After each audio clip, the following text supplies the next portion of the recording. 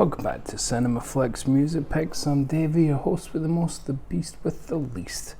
The least we can do today is talk about two films that I'm kind of fond of. With Henry Fonda. Of course, we're back in Jimmy Stewart territory here. And from this box set, the American version of the Signature Collection, we're going to be looking at the bottom two films. So we're skipping this bit of St. Louis. Sorry, Mr. Lindbergh. Actually, no, Nazi. Fuck you, Mr. Lindbergh. FBI story, propaganda. We've already done The Naked Spur on Blu-ray. Stratton story, baseball. Don't really know what it's about. Hit one for me, babe. Ruth. I've seen Field of Dreams. Oh, Lou Gehrig. I've seen that movie with Gary Cooper. Pride of the Yankees? Yeah. And I've seen the softball episode of The Simpsons. So we're going to be looking at these two at the bottom. The Cheyenne Social Club and Firecreek, which is a double feature with, of course, Mr. James Stewart and his great friend of 50 odd years, Henry Fonda. So it just comes in one of these big old clamshell boxes. They've all got nice disc art. We don't get that in this toofer. So Cheyenne Social Club and Firecreek. So Cheyenne, so we'll do them in order. Firecreek, 1968. Henry Fonda has just destroyed the image of Henry Fonda. The public image, at least, his personal image would be destroyed by years of revelations from his own children about what kind of father he was. But 1968, we've talked a lot about how Jimmy worked hard to get rid of the persona that he was too associated with. Henry Fonda, he was kind of tarred with a similar brush, but not to the same extent, probably because his characters weren't quite as folksy. You know, they tended to be more the quiet type rather than speechify like Mr. Smith would or something. So Henry had still been, considered the all-American kind of guy until a certain Western came along just before Firecreek called Once Upon a Time in the West, which features Henry as just about the biggest piece of shit you've ever seen in a Western. A total prick. God, what he does to poor Claudia Cardinale in that movie. Sergio Leone, masterpiece. Henry Fonda plays completely against type. He's not an anti-hero like we've seen in the Jimmy movies. He went so far in the opposite direction from Tom Jones and young Mr. Lincoln. Henry Fonda becomes the personification of pure evil in Once Upon a Time in the West. And this film that we're looking at, Firecreek, again, unfortunately I'm not going to get good artwork looks at them because they're only in a tiny picture in the back of the box. But Firecreek is about a small band of outlaws, marauders, no-gigens, baddies that come to the small town of Firecreek, which is sleepy, doesn't even cover it, it's decrepit. There is no sign of life, even though there are people there. The average age seems to be about 304. And Jimmy is the sheriff of the town. It's a part-time position for which he's paid $2 a month, so it's not taken very seriously. The town's never had a crime. It's just, about 12 people. And again, Jimmy Stewart's one of the youngest there, and he's in his late 50s at this point, so, that kind of shows you how it goes in Firecreek until Henry Fonda's band come through. And it feels like, and I always love it when this happens in movies, you're jumping into Jimmy's story at the start of it for Firecreek, but you've maybe caught Henry Fonda at the end of another movie, because by the time we meet Henry Fonda, he's already bleeding out, he's been shot, and him and the band need somewhere to stop over, get some attention, rest up, he's managed to take he's been shot, but he's taken the bullet out. So they stumble across this sleepy town, and it seems perfect. There's no law for hundreds of miles in any direction, and the only lawman is Jimmy Stewart, who just seems content to, as long as they don't cause too much trouble, to let them be. So it works out quite well for them. They think, well, we've got it made here, we can do what we want. Ed Begley Jr. Gets to come in as the wonderfully over-the-top fire and brimstone preacher, and that's where you get the idea that these guys maybe aren't here to just hang out for a couple of days while Henry Fonda rests up. They are quite a debauched lot, so they interrupt services, which can't do that. They drink, they smash windows. It's Western, so people will get thrown through windows. Glaciers must have made a fortune back in the day, but Henry is distracted. He's the leader of this band, and he's distracted because, again, he's convalescing, so he's in the hotel, if you like. It's charitable, we call it that, the boarding house, and he's been looked after by Inga, what's her name? Inga, not Ingrid Bergman. She's also Swedish, but she is very nice to him, and they have some tender scenes together. You kind of get the idea that he's far too good for his own band of debauched pricks, and he kind of controls them, but he's bled out, and it goes to that kind of animal primal instinct. If you watch David Attenborough documentaries, when gorillas see one of their own, their alpha male, is vulnerable, even if they're not ready to take him out, they kind of lose respect for him and move on. That's kind of what's starting to happen here. The band started to question him for the first time because he's bled. To quote Q from Die Another Day, never let them see you bleed, 007.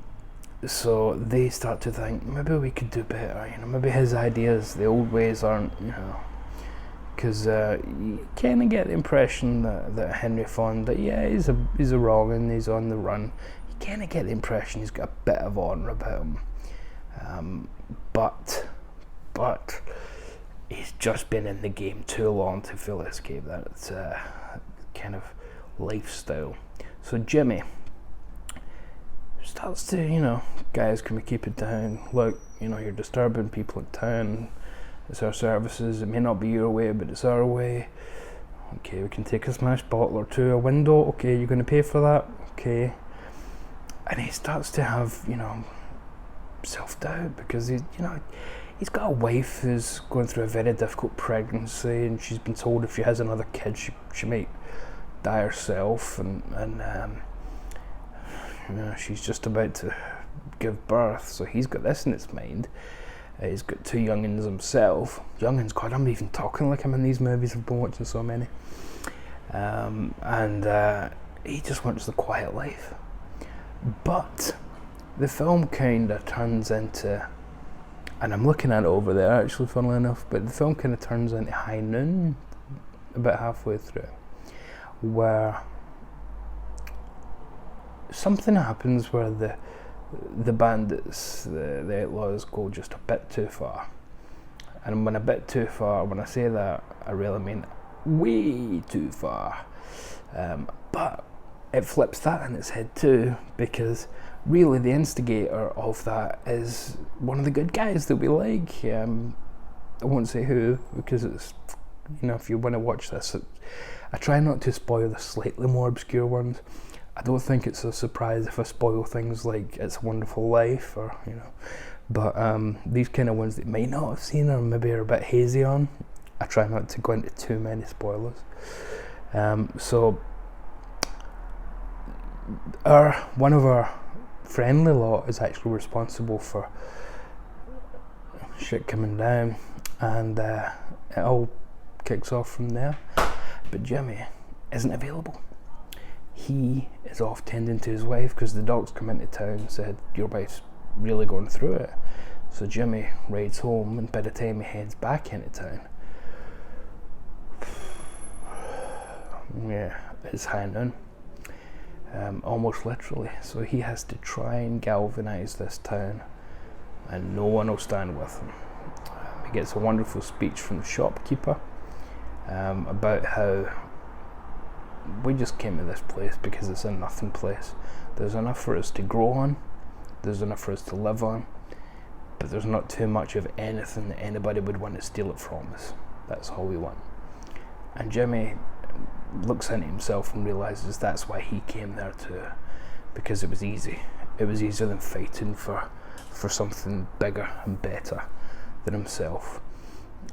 He just wanted an easy life. He didn't want anything grand or even remotely difficult, and he kind of cast judgment on himself for that, because they're now such wallflowers that they've allowed themselves to be run over roughshod by these scumbag outlaws. That, the first chance to let them do whatever they want in their town, up to and including well, I won't say who, but up to and including lynching. And again, it's not as bad as I say, it's a western, so we know this has to come to a head. Jimmy is going to be, again, the one high noon parallel. He's going to be the one guy in town who's going to say enough is enough. And Henry Fonda, again, is still distracted with his convalescence and slight romance with Inga, not Bergman. Still can't remember her name. So on this, it must be in the credits of the thing. She's a famous actress, for God's sake, it's ridiculous. So Jimmy's kind of distracted. Henry Fonda's kind of distracted. Inger Stevens. Gary Lockwood's in it as well from 2001: A Space Odyssey and the original Star Trek. Dean Jagger from X the Unknown and A Million Westerns. But Henry Fonda's still interested in her, so he's distracted even while his goons are running through the town and causing all this mayhem. But they've got a code, so even though he doesn't agree with his own guys and what they're doing, he has to go against Jimmy Stewart. He has to do it because it's their way. Their way is the old way. So yeah, again, you can maybe guess the ending here, but the known unknown in this is Henry Fonda able to show that he has a bit of dignity and class in terms of being able to, say, no, I'm not with, they don't stand for me, like 310 to Yuma with Glenn Ford or Russell Crowe, great remake, underrated, or is he going to give in to his more base instincts and just remain the outlaw to the end of the movie? Well, watch and find out. But it's a really good, fun film for Western lovers. Great to see Henry and Jimmy together for the first time. They'd done a segment of an anthology comedy in the 40s, 47 I think, but they had never done a full film together, and they were best friends in real life. Quite polar opposites in a lot of ways. Henry Fonda was a very left-wing guy who was extremely distant with his own family, whereas Jimmy Stewart was a very right-wing guy who was extremely close to his own family.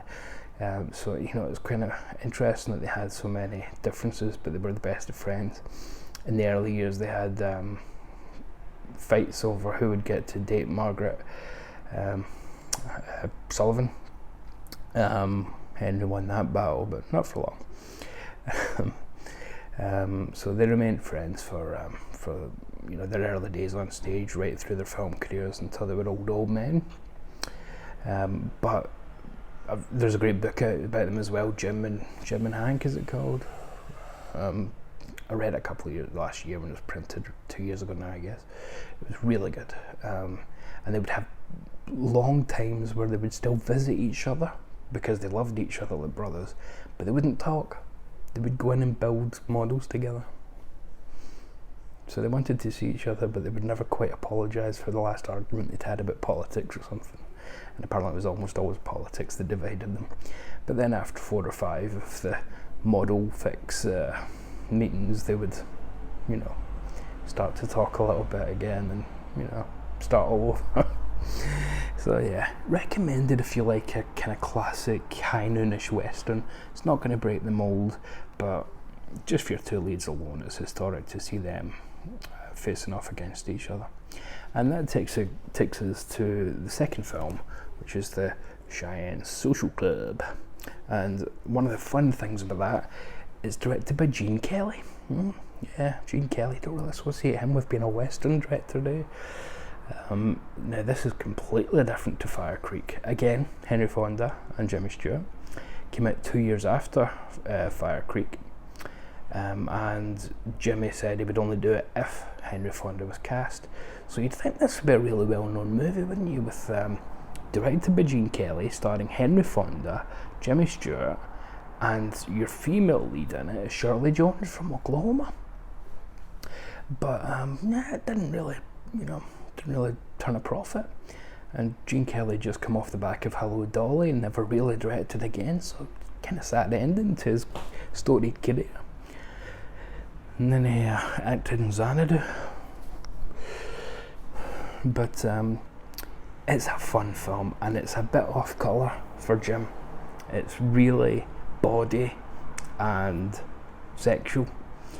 So Jimmy Stewart plays this, I think they call themselves saddle bums, where they just do odd jobs, riding around together. They're best of friends, him and Henry, and they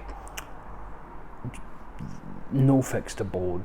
They just go wherever pays $1, just to keep themselves in food, and they're quite happy like that. They're quite happy being aimless drifters.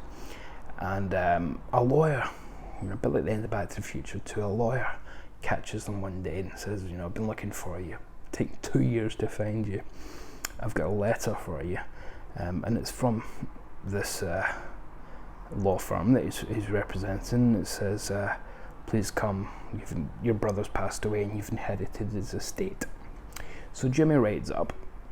Henry goes with him because they're inseparable. And it turns out he's inherited something called the Cheyenne Social Club. And he's quite excited because he thinks, well, my goodness, he turns up at the meeting and he's already been told, well, we've kept the profits for the last 2 years and that's $1,000, so, it's already making money for you. Jimmy's all impressed and he buys a suit for the first time. Wonderful. He thinks he's inherited this, maybe a nice parlour place or, something, a guest house. Turns out it's should we charitably say a burlesque? No, let's just say it. It's a whorehouse, but it's the best damn whorehouse in town. Unfortunately not in Texas, that would come later with Dolly Parton. But it's a really likeable whorehouse. All the girls are lovely. They don't have a madam, but their kind of boss is played by Shirley Jones. Still looking great here, nearly 20 years after Oklahoma. And Jimmy tells them, girls,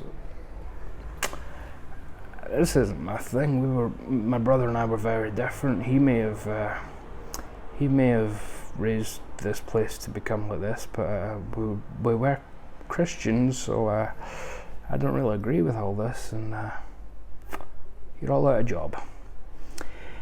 And Jimmy goes from beloved new member of town because he runs the Cheyenne Social Club, so everybody in town gets a discount from his brother, and the big juicy steaks from the restaurants and whatnot, because a bit of a discount from the ladies. And all of a sudden word goes around that he's the guy that's shutting down the Cheyenne Social Club, and he becomes the most hated guy in town.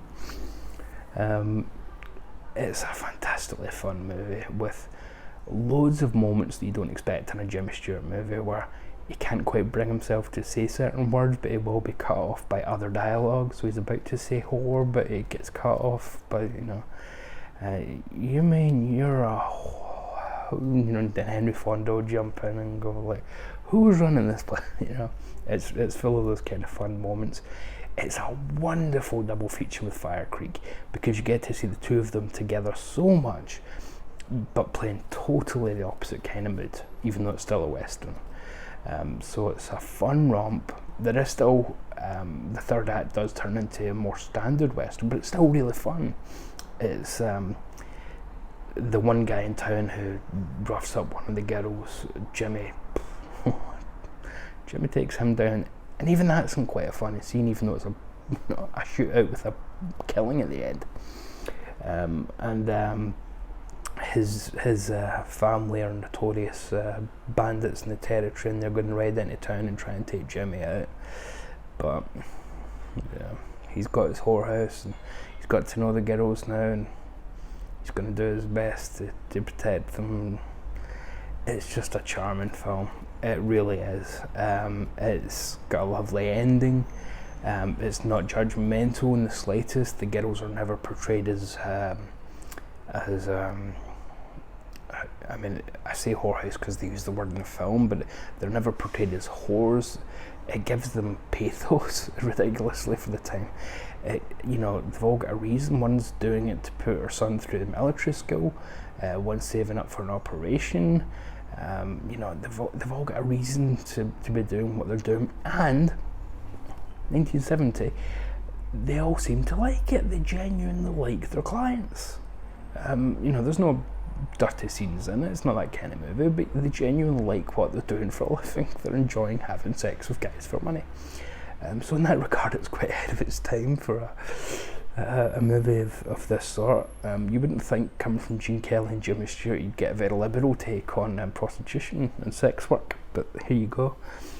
So if you take anything away from Cheyenne Social Club, it should be respect your local sex worker. Never mind sheriff, but respect your local sex worker. Your ladies of the night, your rent boys, whoever it may be, they're just making a living too.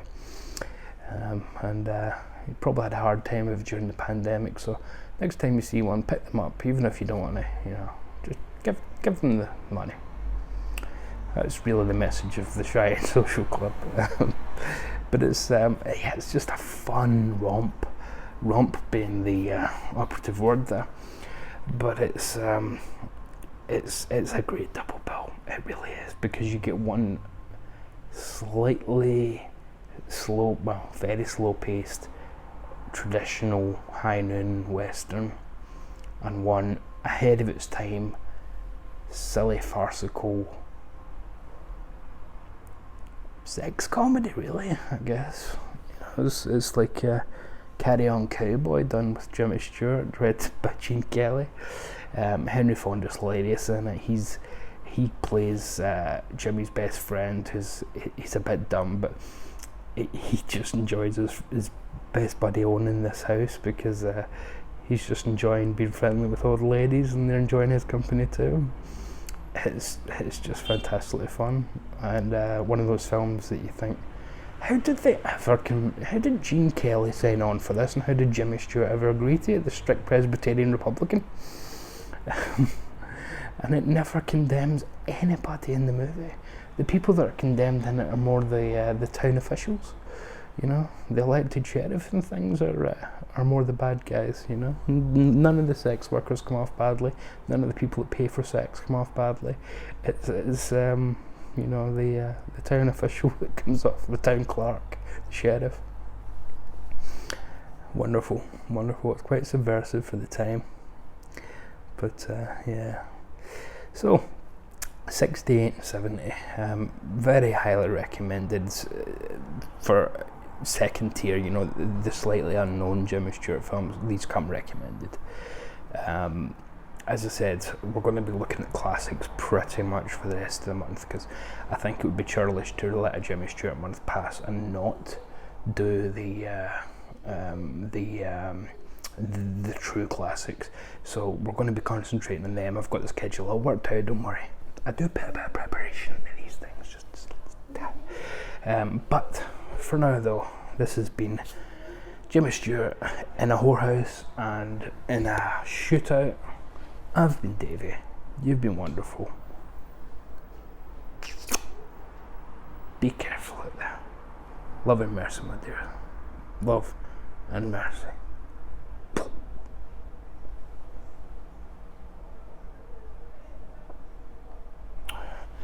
should have cut that after the gunshot, shouldn't I? I just ruined it. Oh well, wouldn't be one of my videos if it wasn't incredibly awkward at some point. Bye.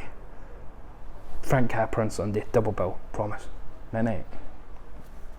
It's 1 in the afternoon. Night night.